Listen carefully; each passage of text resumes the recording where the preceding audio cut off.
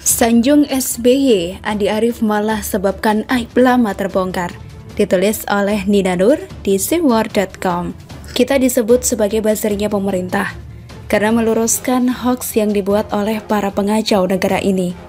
Karena menyuarakan kebijakan-kebijakan pemerintah yang baik buat rakyat. Karena ikut membasmi radikalisme dan faham khilafah yang hendak mengganti dasar negara. Lalu, bagaimana dengan orang-orang yang mengglorifikasi Orde Baru atau menyanjung presiden sebelum Presiden Jokowi? Bukankah sama saja mereka juga buzzer? Buzzernya Orba, buzzernya SBY. Tapi ya siap-siap saja dengan konsekuensinya. Sekarang ini zaman gampang cari informasi dan rekam jejak. Kalau saya bilang sejak jadi Presiden Jokowi itu sudah mulai membangun 65 bendungan. Ini bukan omong kosong. Bisa dicari sumber beritanya dan data-datanya. Yang sudah selesai dibangun ada 18. Tahun ini yang sedang dibangun atau diselesaikan mencapai 48 bendungan. Penyelesaiannya bertahap hingga tahun 2024.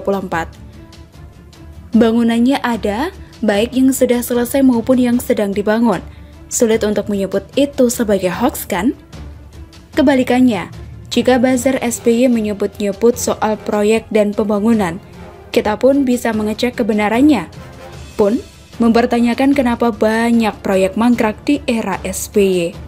Jadi, kalau emang niat jadi buzzernya SBY, ya harus siap sepenuhnya. Jangan macam-macam, jangan ngarang, jangan sembarangan berkata-kata. Apalagi di depan para netizen plus 62. Kalau tidak bisa mempertanggungjawabkan data atau informasinya, ya habislah. Itulah yang terjadi pada Andi Arief. Terkait dengan peresmian Bendungan Tukul di Pacitan oleh Presiden Jokowi, mungkin Andi Arief mengira inilah saat yang tepat buat membaskan sanjungan terhadap SBY. Dia pun mencuit di Twitter, belajar dari pembangunan waduk di Pacitan, belajar soal kontinuitas. Proyek MP3EI ini saya ingat konstruksinya dibangun 2013. Rencana selesai 2016 namun mundur menjadi 2021 ini. Banyak proyek MP3EI yang dirancang zaman SBY dilanjutkan Pak Jokowi. Contoh baik, tulis Andi Arief.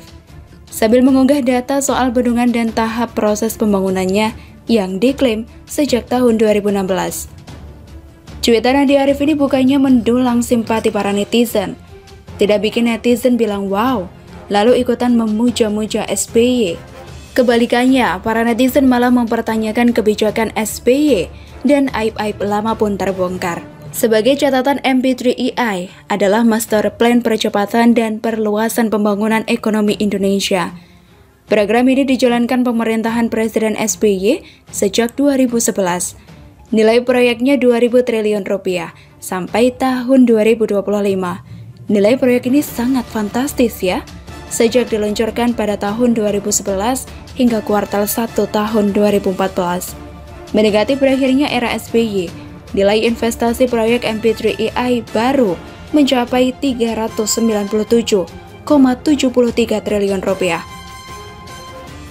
Ada beberapa proyek yang gagal dibangun, antara lain proyek pembangunan gas tangguh di Teluk Bintuni, Papua Barat senilai 108 triliun rupiah. Proyek pembangunan pembangkit listrik tenaga uap PLTU Batang senilai 40 triliun rupiah. Dan pembangunan pelabuhan Cilamaya senilai 34,5 triliun rupiah. Banyak ya, ini yang bisa saya temukan di berita media dalam waktu singkat. Dengan temuan ini saja, aib SBY sudah cukup banyak terbongkar. Apalagi ketika Andi Arief sok mengklaim ada campur tangan SBY dalam pembangunan Bendungan Tukul itu.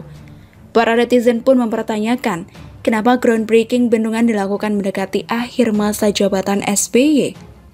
10 tahun berkuasa, rakyat cukup disajikan perencanaan. Studi kelayakan duit lagi. Anggaran nambah lagi. Perencanaan duit lagi. Anggaran nambah lagi. Kajian duit lagi. Anggaran tambah lagi. Terus begitu sampai lebaran kuda. Dan hasil 10 tahun hanya angan bagi rakyat. @AndiArief_, kamu waras. Komentar akun @JibrilAkbar4. Akhirnya siapa yang menyelesaikan? Ya Presiden Jokowi dong. Tidak semua proyek MP3EI dilanjutkan oleh Presiden Jokowi. Ketika memulai jabatannya, Presiden Jokowi mengkaji ulang pelaksanaan proyek MP3AI, disesuaikan dengan kebutuhan rakyat tentunya. Menanggapi cuitan Andi Arief, ada satu lagi netizen yang mempermasalahkan, mengapa menjelang akhir jabatannya, SBY malah mengadakan groundbreaking banyak proyek. Pertanyaan ini merujuk pada artikel berita dari investor.id pada bulan Juni 2014.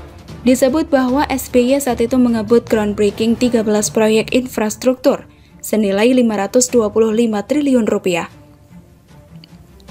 Ada pula netizen lain yang membagikan artikel berita lama tahun 2013 soal pembangunan jembatan Kelok di Sumatera Barat. Disebut bahwa akhirnya jalan layang atau jembatan Kelok itu dibuka sementara di tahun 2013 setelah 10 tahun dibangun sejak 2003 dengan nilai proyek 580 miliar rupiah. 10 tahun ya.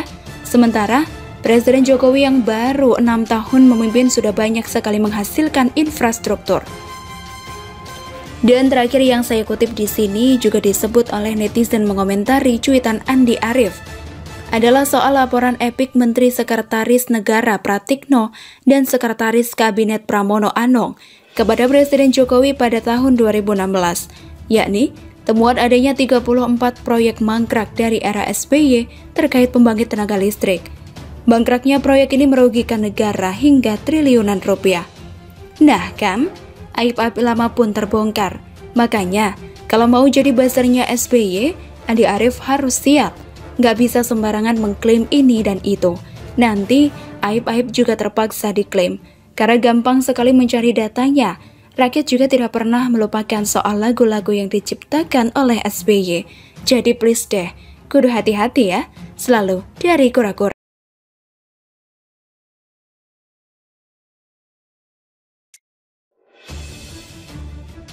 Ironis, Jatim ngutang ke pusat tapi beri 9 miliar buat museum pribadi SBY.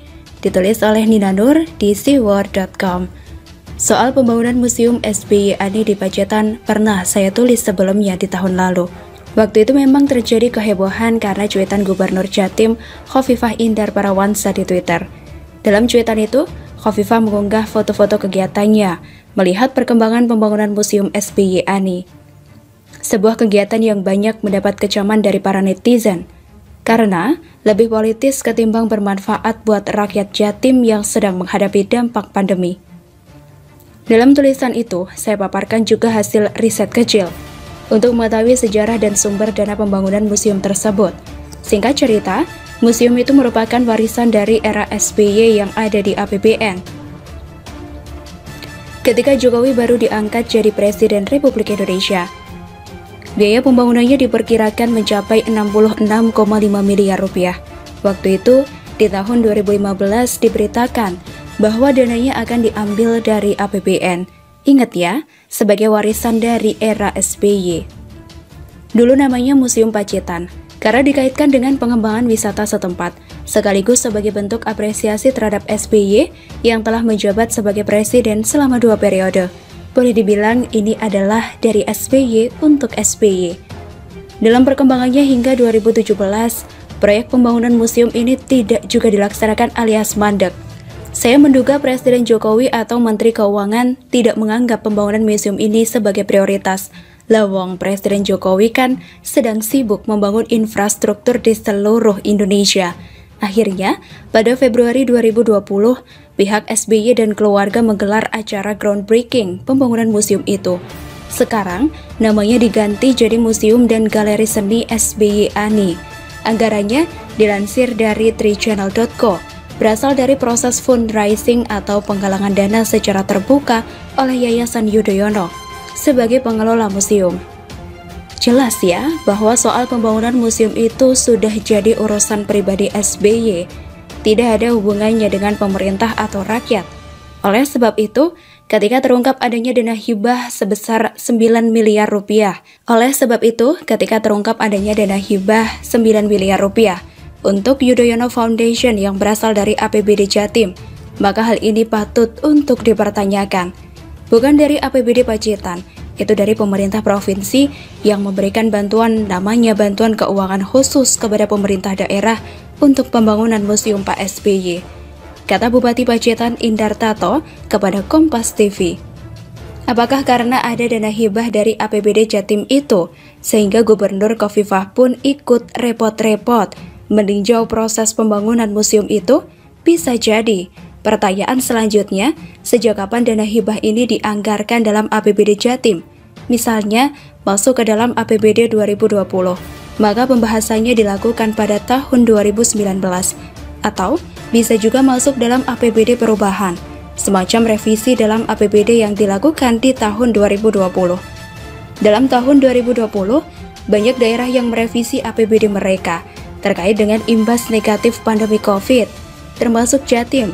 Pada bulan Agustus 2020, ada perubahan dalam APBD Jatim yang semula 35,1 triliun rupiah menjadi 33,8 triliun rupiah. Ada beberapa pengurangan misalnya di Dinas Pendidikan, Dinas Pemberdayaan Masyarakat dan Desa, dan Dinas Perhubungan. Ada skala prioritas yang juga berubah, tapi kok dana hibah buat bikin museum masih ada? Dalam berita soal groundbreaking museum pada bulan Februari 2020, tidak ada keterangan soal dana hibah ini. Apakah sengaja tidak pernah disebut agar tidak jadi pertanyaan publik? Info dana hibah 9 miliar rupiah itu kan akhirnya bocor di medsos. Dikira berasal dari Kabupaten Pacitan, ternyata dari APBD Jatim. Pertanyaan berikutnya, ada beberapa pengurangan di dinas-dinas tersebut di atas. Mengapa dana hibah ini masih ada? Sebegitu pentingnyakah pembangunan museum ini buat rakyat Jatim yang sedang kena pandemi dan juga bencana alam? Ironisnya, Pemprov Jatim telah menerima utangan dari pemerintah pusat, yakni pinjaman pemulihan ekonomi nasional daerah sebesar 88,7 miliar rupiah pada bulan Desember 2020 lalu. Tujuannya untuk mewujudkan percepatan pemulihan ekonomi di Jatim. Termasuk di dalamnya adalah pembangunan infrastruktur atau 5 jembatan dan reformasi sistem kesehatan nasional. Loh, ngutang ke pusat buat pemulihan ekonomi, tapi ngasih dana hibah ke museum yang merupakan proyek pribadi. Saya nggak tahu ya, biaya pembuatan jembatan, tapi pastinya dana 9 miliar rupiah itu kan sangat berarti untuk membuat jembatan ketimbang buat museum. Lalu, lintas orang dan barang akan diakomodasi oleh jembatan. Apalagi di Jatim juga ada bencana banjir kan? Duit 9 miliar rupiah akan sangat berarti buat para warga yang terdampak banjir. Kalau dibuat bikin museum dan masuk museum itu mesti bayar, apa gunanya buat rakyat? Sungguh sebuah ironi, selalu dari kurang.